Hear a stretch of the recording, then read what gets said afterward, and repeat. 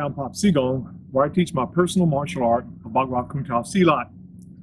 Today, I'm going to teach you about the fundamentals of piercing palm. Now, I've shown piercing palm in my previous videos from basic level and up, but I've noticed in new students and people who aren't used to the way that Bagua Kuntao Silat moves, they're doing it improperly, which can create bad habits or ineffective techniques at later levels. Therefore, this video is going to help those people who struggle with proper fundamental movement in Bagua Kuntao Silat. Now, the two biggest mistakes that people make with piercing palm or trying too hard, meaning using too much muscle and trying to force the technique and remember the structure so they're stiff, rigid, and trying to muscle through. Remember, Bagua Kuntao Silat is primarily an internal martial art. So we don't want to bull charge our way through the technique using an over amount of external power and force, but internal power, which means you're going to use the center, your center mass movement, your internal energies generated by your joint rotation, and your structural movement primarily, with your muscles simply assisting in that movement to make it more efficient, faster, and more powerful. So the second thing I see people doing is, aside, if you're not using too much muscle, you're doing it completely improperly. Your structure's off. So in an effort to avoid using too much muscle, you're too loose and you're not trying to obtain the proper structure. You're not moving your center. You're not moving internally as well as you should. So hopefully this video will give you the proper fundamentals to practice this, and I'll show you some results later on in the video, a test you can use with newspaper that where you're moving properly doesn't require a whole lot of muscular effort. It does some, or otherwise you couldn't move at all. But you know when you're moving properly if you can do this technique on the newspaper. And if you'll recall, we hold our hands like this. Some call it ox tongue palm, and your thumb is touching the root of your fingers on the top of your palm. Some people do it on the first finger, some in the middle, and some on the pinky. It really depends upon your hand and how you can do the technique properly. But you need to make a structure where your palm is barely curved, fingers together, and your thumb is touching the top of your palm at the root of your fingers, they call it. What that will do is give you proper structure, so when you make contact and you're using the piercing palm for striking, you don't break your fingers. There are also some conditioning that you need to do in order to use this effectively, because once you learn how to move properly, you're going to be moving very, very quickly, and you will break your fingers. However, we use them contact like this most of the time for various reasons, which I'll get into in intermediate and advanced techniques of piercing palm. But this will help you avoid breaking your fingers as much. It will also to help you contact powerfully as we move from the bottom up when most of the time. So when you're coming up and making that contact to the throat, that soft palate area under the jaw into the head, armpits, solar plexus, belly button, groin, and the quad of the legs, the joints, the hips to make them fold explosively. Of course, the neck and nerve and chi areas on the body with piercing palm technique at advanced level. You've conditioned your hand and your fingers, and your structure is such in a way that you will not damage yourself. You'll certainly feel the impact, but it won't break your fingers because your structure's proper and your entire body is supporting your structure, much like a straw in a fast wind can go through a pine tree. Same thing. The entire body of the straw is supporting the very tip of the straw. When you use piercing palm properly, your entire skeletal structure and the force you generate is supporting the tips of your fingers. Again, It's going to look like this. I like to do it completely. It's rounded. You have more support with an arch, and that makes contact for your piercing palm. Your piercing palm is going to be contact here. Now, if you stay properly loose and relaxed, your fingers upon contact are going to slide back and they're going to hit like this. But when you're doing the technique in the air for practice, you simply do it like this. You'll see in some of my previous videos when I do piercing palm, often it looks like this. And what that does, you'll see it right at the end, it snaps out and it's straight and it hits just like this. But then as soon as it hits, that force dissipates and the hand goes up. And it looks like I'm kind of doing that. And I kind of am. However, I'm not. I'm very mindful of my structure through the target. And after that, my looseness and relaxed position makes my hand go like this.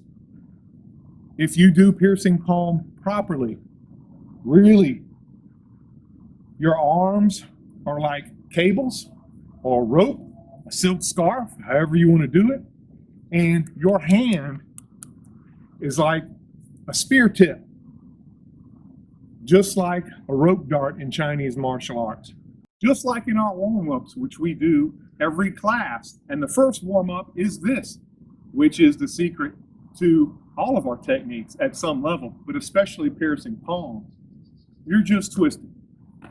And you're allowing your arms, like those cables, ropes, or silk scarves, with that spear tip at the end to move around. Now you can pick it up and you'll see your hands rise because you're turning your waist faster and you're learning how to merge with that force you're generating with your body.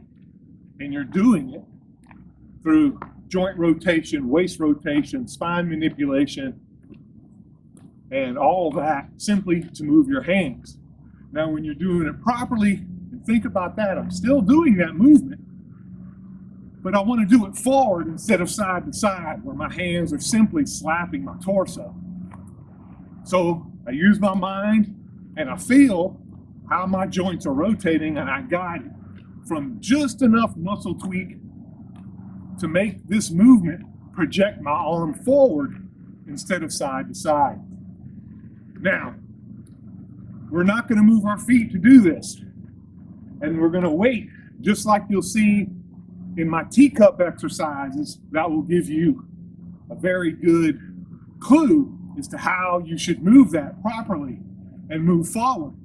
After it slaps my back, say I'm going to do it with my right hand, after it slaps my back, it moves forward. And this is the opportunity where I could go out. But instead, my waist is just allowing, and I'm using no muscle guidance above my waist at all, so it's simply going to flop and slap. But instead, I use just enough muscle contraction to add to the force I'm generating with my waist and center to move my hand forward. And that's how I go forward like this. So from the side, you can see I'm striking and I'm using just enough muscular contraction to make my hand go forward, my arm go forward instead of side to side and slap my torso, like I said before. And my arm does this. And you can see, do it the other side. It's simply this movement. Now we're not going fast. And you can see in the form, it's this movement, which is a very abbreviated motion of this entire large movement. Fundamentals, you start large, it's easy.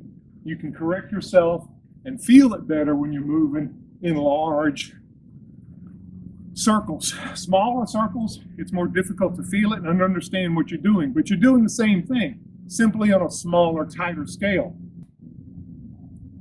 This position will allow you to strike very hard. Don't strike hard targets with this hand technique, especially in the beginning, before you've learned how to condition your hands. Your opponent really will feel it, especially when your chi is moving, your energy, that's what chi means, is moving properly through your body, and being expelled properly out of your body and into your opponent.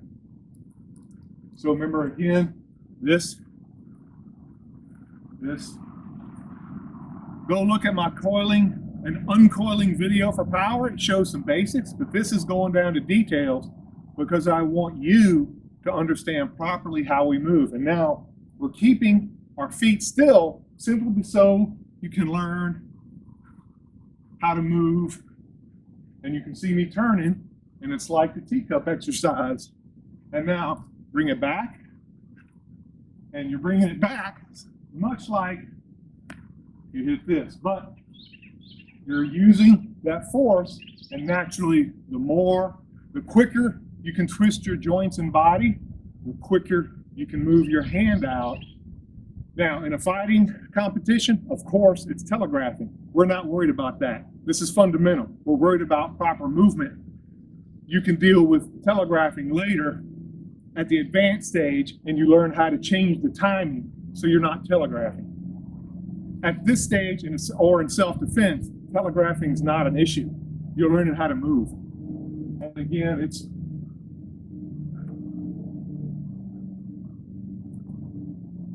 and you do the other hand.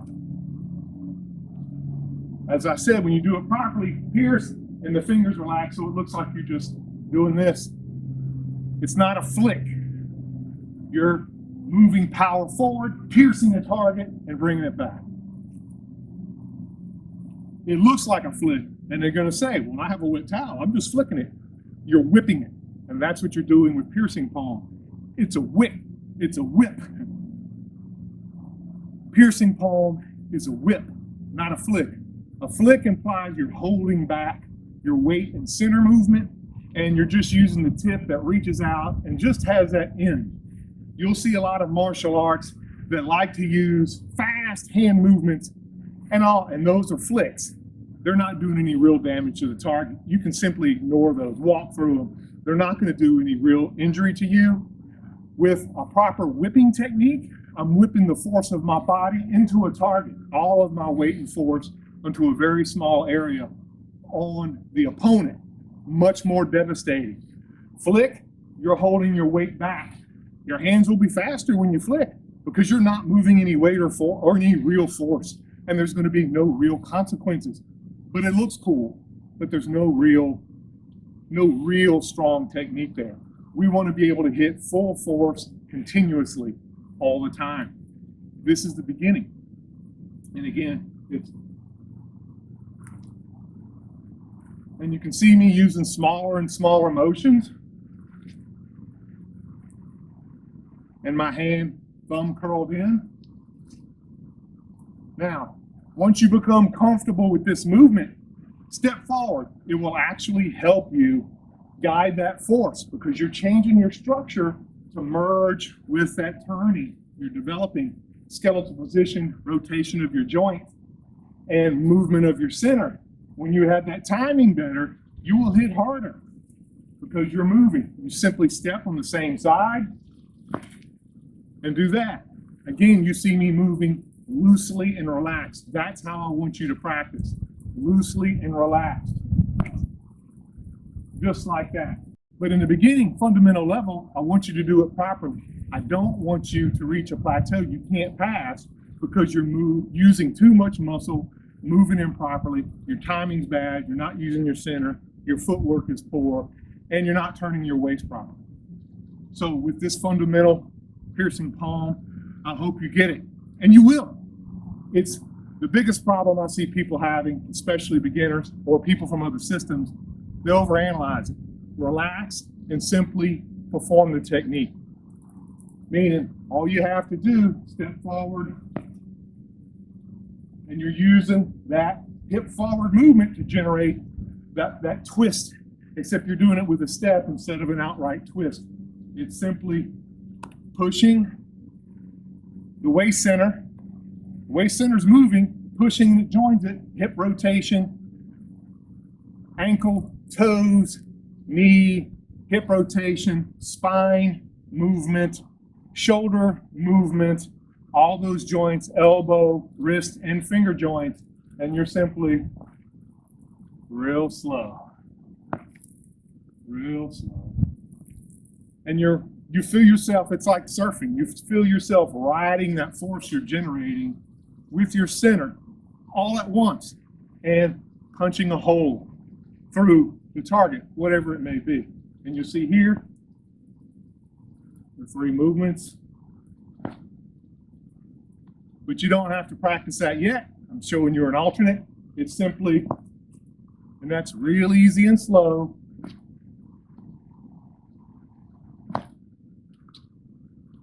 Other side, same thing. Real easy and slow.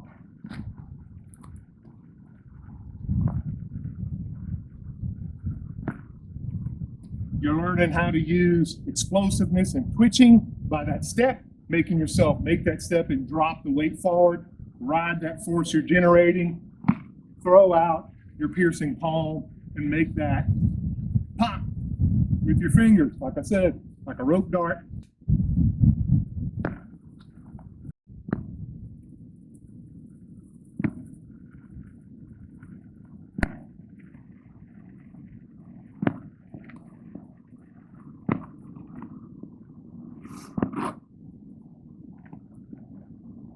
Easy and simple. It all starts with this movement.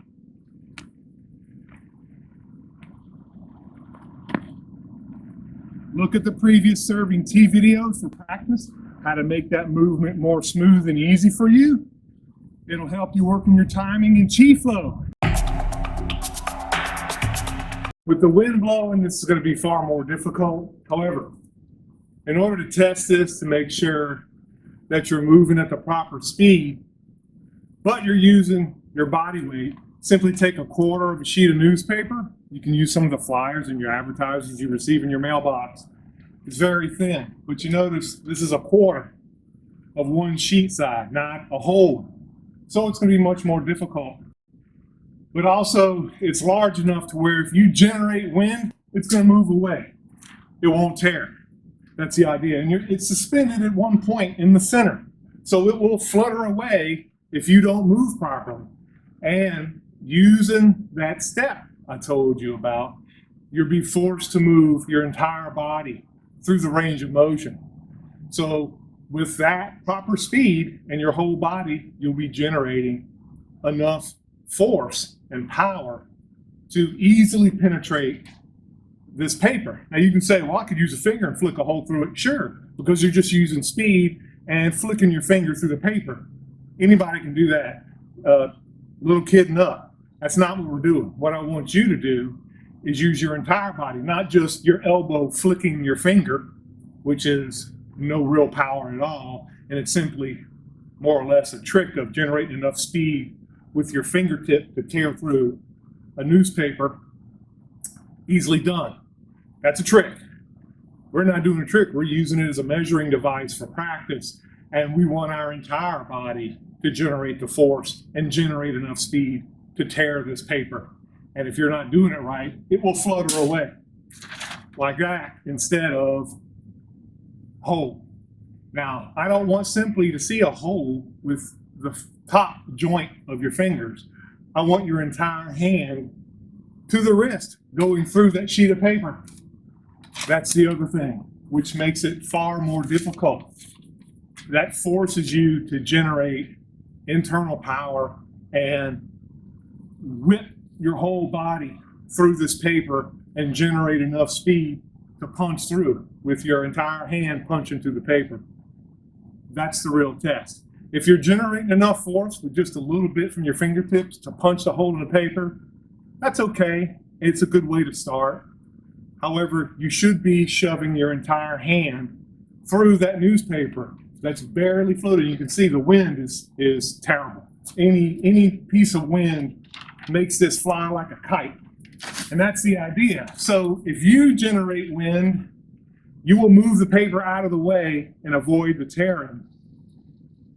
You won't be able to even put a hole in the paper, let alone shove your entire hand through it before it moves out of the way. It'll crinkle, it'll ruffle, but you won't generate a hole through it. And that's the test. You're learning how to generate piercing palm jing. That's the entire point. And make sure you get the crease straightened out, or at least away from you, to make it more difficult. But again, I want you to hit your entire hand, see, through the paper by using our piercing palm technique, which you've just practiced. So, and of course the wind picked up, right? Hopefully, whenever it calms down enough, I'll simply strike it and you can see, here we go. You can see here, straight through. That's what you want. That's all you have to do. You can have a friend hold it. One finger, not two. That changes it, makes it more rigid and gives them an intersection to exploit. One finger, just like this. One point in the center, hardest, and you hit it all the way through. And you can see where I made contact, not at the crease, because that's cheating, but here at the flattest part, and I simply shoved right through. And I wasn't going that quickly. I was simply just piercing palm, normal, medium speed, not trying to kill it. But as you can see, no tensing, proper movement, and that's what I want you to do. Please like and subscribe. Thank you for watching. More videos coming soon. And I'm going to do more on piercing palm to show how it works at basic level, next level basic, intermediate level, advanced level, with weapons, without. Again, take care.